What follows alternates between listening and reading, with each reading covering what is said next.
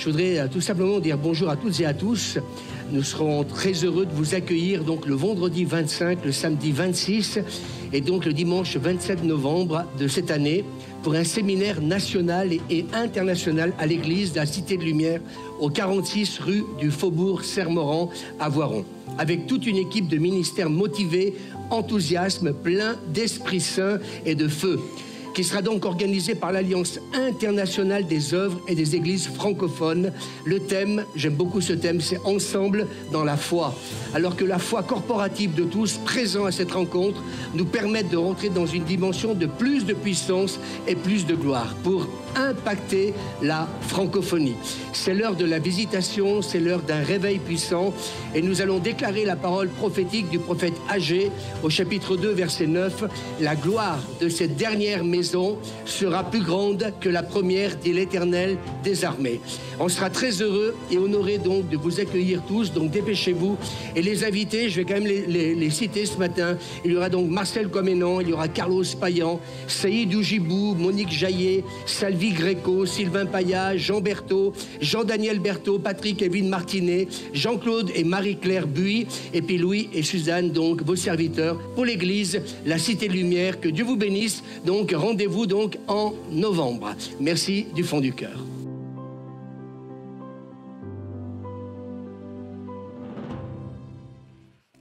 Chers amis, bonsoir. Je vous souhaite la bienvenue sur la chaîne YouTube de la Cité de Lumière, une émission qui vous est proposée chaque semaine et qui a ce soir la particularité, l'intérêt de tourner notre regard vers la parole de Dieu.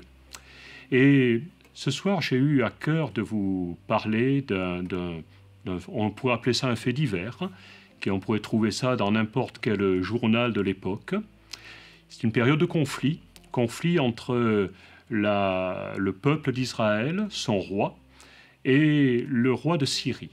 Peut-être avez-vous déjà, si vous étiez à l'écoute de notre culte de dimanche, eh bien notre pasteur, Louis, a déjà glissé quelques indications à propos de ce que nous allons partager ce soir. Nous ne nous étions surtout pas concertés et les choses se sont faites de façon tout à fait naturelle.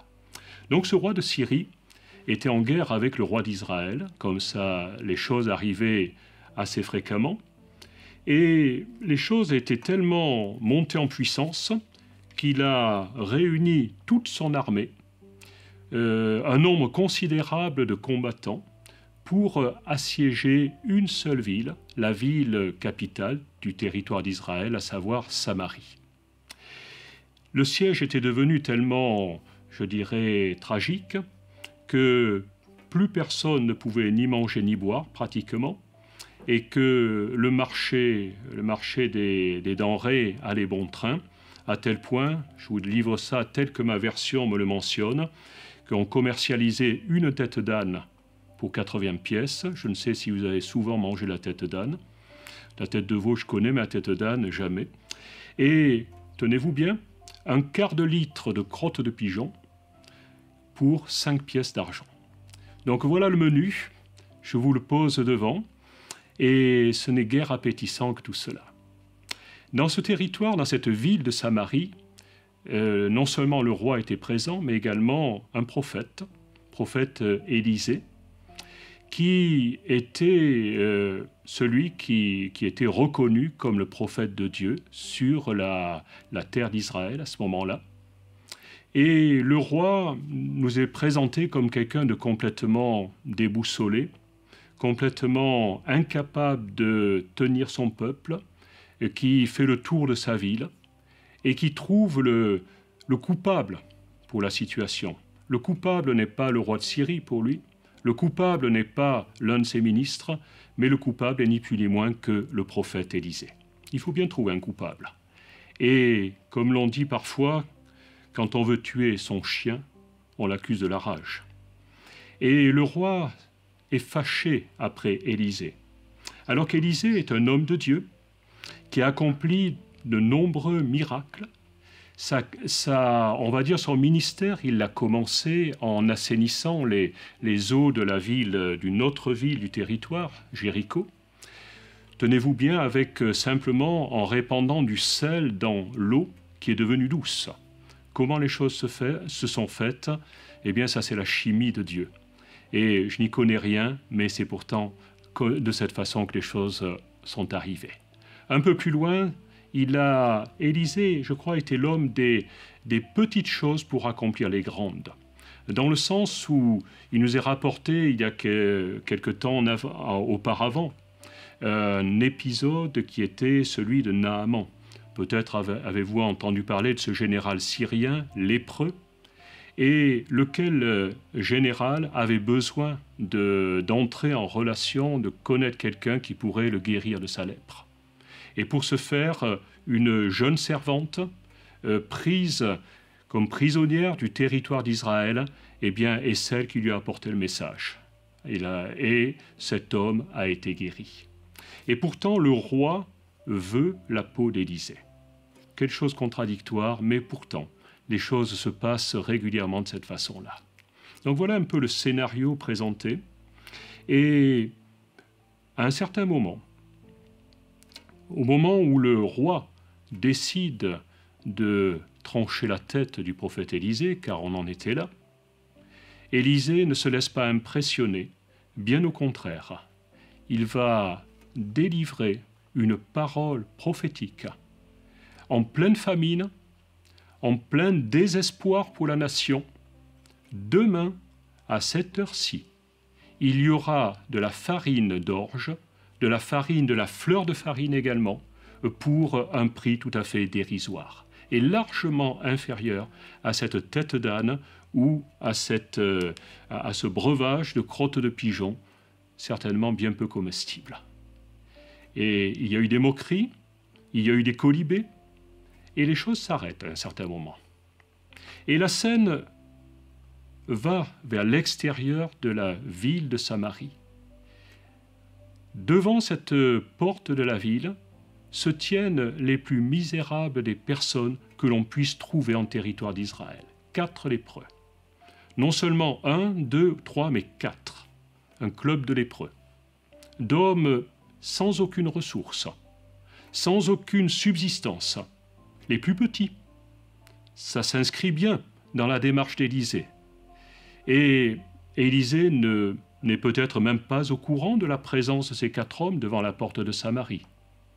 Simplement, ces hommes vont faire quelque chose de particulier.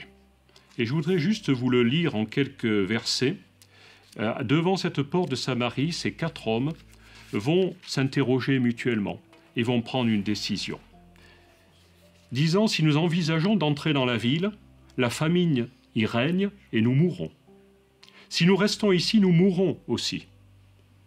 Allons nous livrer dans le camp des Syriens, passons à l'ennemi en quelque sorte. S'ils nous laissent vivre, nous vivrons, et s'ils nous font mourir, nous mourrons. Donc, 3 alternatives, voire même 4. L'une qui va aller vers la vie, et 3 autres qui vont aller vers la mort. Ces 4 lépreux vont tomber d'accord là-dessus. C'est déjà un point positif. Malgré leur misère, ces hommes vont tomber d'accord. Et il y a, je crois, dans ces récits que nous trouvons dans la parole de Dieu, cette pensée qui est forte de l'accord. S'il n'y a pas d'accord, les choses n'iront jamais à leur aboutissement, n'atteindront jamais leur objectif. Et ces lépreux l'avaient compris. Ils savaient que d'une façon ou d'une autre, soit ils vivraient, soit ils mourraient, mais il fallait qu'ils soient en plein accord. Donc les voici partis vers le camp des Syriens, en se disant, tant pis pour nous, nous avons éliminé la solution de rentrer dans la ville, la solution de rester au même endroit, et maintenant nous allons vers le camp des Syriens. Et arrivés vers ce camp des Syriens, stupéfaction, ils découvrent ce camp entièrement désert. Car la parole de Dieu me dit que le Seigneur avait fait entendre un bruit de chars et de chevaux, le bruit d'une grande armée, et les Syriens s'étaient dit l'un à l'autre, le roi d'Israël a enrôlé contre nous les rois des Hittites et ceux des Égyptiens pour venir nous attaquer. Autrement dit, une confusion magistrale avait surgi dans ce camp de l'ennemi au point qu'ils s'étaient tous enfuis. Et là, nous allons avoir un rapprochement particulier de 2 sphères d'action. J'aimerais ce soir vous faire passer ce message. Dieu va agir d'une certaine façon. Il a commencé à agir par la parole d'Élisée. Élisée a délivré une parole prophétique qui, contre toute attente, elle ne pouvait pas être prononcée par un homme en étant avec un minimum d'intelligence. Mais Élisée, fort de la révélation que Dieu lui a donnée, demain, à cette heure-ci, il y aura à manger à la porte de la ville. Il avait délivré cette parole, et cette parole avait déclenché dans la sphère céleste la puissance de Dieu lui-même. Dieu s'était dit, j'ai entendu la parole de mon serviteur, je vais agir en conséquence. Savez-vous qu'il n'est pas nécessaire d'avoir un grand pouvoir de persuasion pour agir de la sorte, mais simplement la confiance en Dieu peut suffire dans certaines situations. Élisée avait cette confiance en Dieu. Il n'a pas regardé à la menace que le roi portait sur sa tête, mais il a regardé simplement à ce que dans son cœur, Dieu avait déposé comme parole prophétique. Et à ce moment-là, je dirais que l'enchaînement de la part de Dieu s'était mis en route immédiatement, au point que Dieu avait déclenché une panique monumentale dans ce camp des Syriens. Les lépreux n'en savaient rien, le roi n'en savait rien, tous ceux qui étaient autour n'en savaient rien, mais Dieu avait agi. Et ces lépreux arrivent dans le camp. Ils commencent naturellement à se servir. Il y avait de belles choses, de beaux vêtements, certainement de l'or, de l'argent, tout ce qu'il fallait. Et ils commencent à mettre tout cela de côté. Jusqu'au moment où ils se disent « il y a quelque chose qui ne va pas ». Nous sommes en train d'agir d'une façon qui n'est pas normale. Car cette parole qu'ils vont prononcer est tout à fait déterminante. Cette journée est une journée de bonnes nouvelles. Si nous nous taisons, eh bien, nous n'agissons pas bien en nous taisant, plus exactement. Et ce soir, je veux simplement vous poser sur votre cœur cette parole.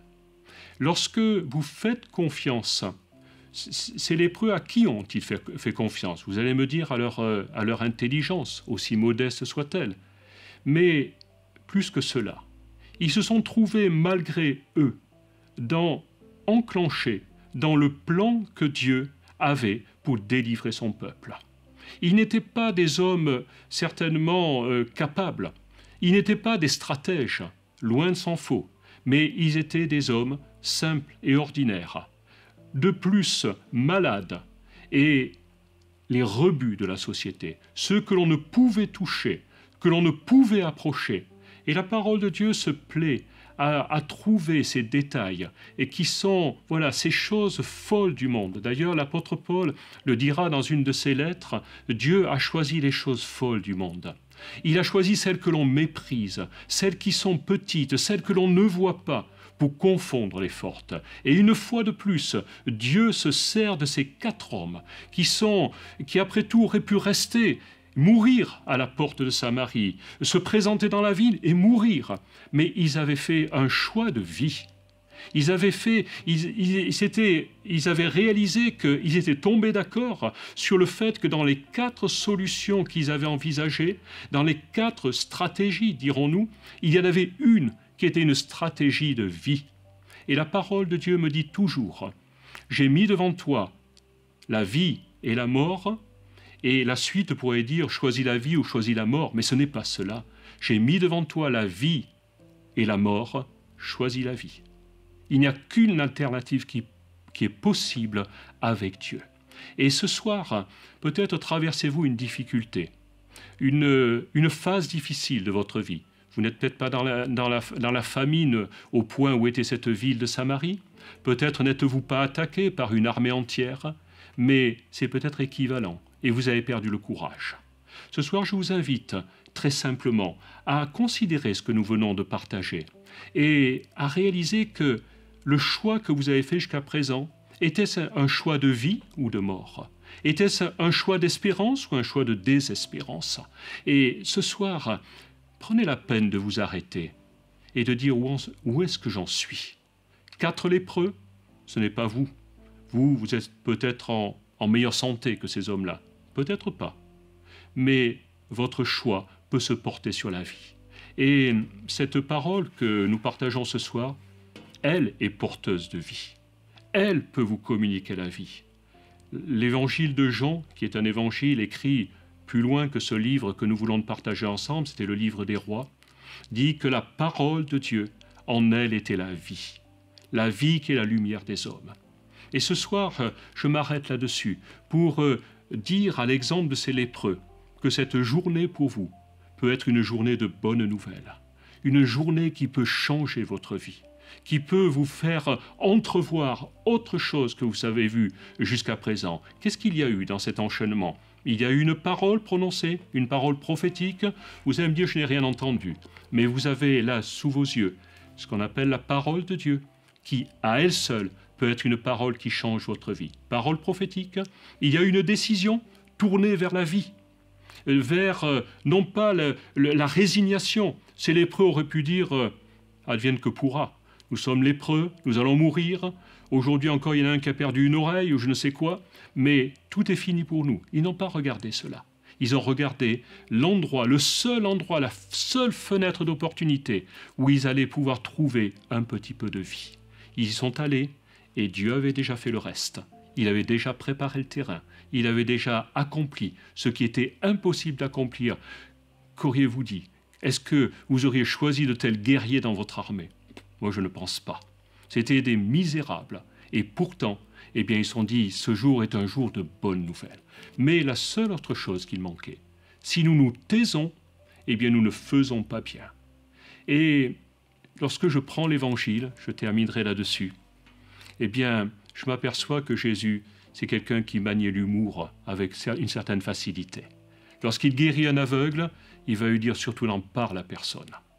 Je ne sais pas si vous aviez dans votre quartier un aveugle qui soit guéri comme ça du jour au lendemain, qu'est-ce qui se passerait? Je pense que la presse serait sur le fait, que les voisins viendraient voir si c'est bien réel et que tout ceci serait propagé. Mais Jésus lui dit, n'en parle pas, n'en parle à personne. Et il nous a dit que cet homme, il s'est mis à le propager, il s'est mis à le faire savoir. Et ces lépreux, ces hommes de rien, sont devenus des héros en quelque sorte, parce que le lendemain, croyez-le si vous voulez, il y avait à la porte de Samarie de quoi manger et boire, de quoi se nourrir, et selon la parole du roi Élisée, et du prophète Élisée, pardon. Et je veux vous laisser avec cela. Choisissez ce qui vous amène à la vie. La parole, vous allez dire, j'ai d'autres sources peut-être, mais je vous en donne une. Ce qui est marqué dans cette parole vous conduira inévitablement à la vie. Alors, si je peux vous donner un conseil ce soir, eh bien, choisissez la vie et je suis sûr que vous ne serez pas déçus. Je vous laisse sur ces paroles et nous allons avoir un chant maintenant dans quelques instants. Je vous souhaite une excellente soirée et je peux terminer simplement en vous disant que ce jour, cette soirée, soit pour vous une soirée de bonnes nouvelles. À très bientôt.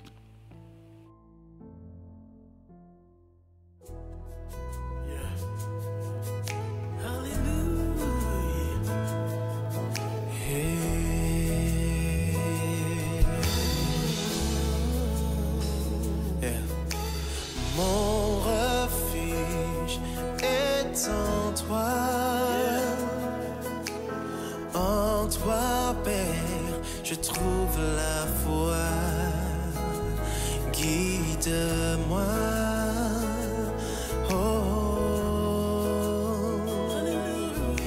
ce que j'ai me vient de toi,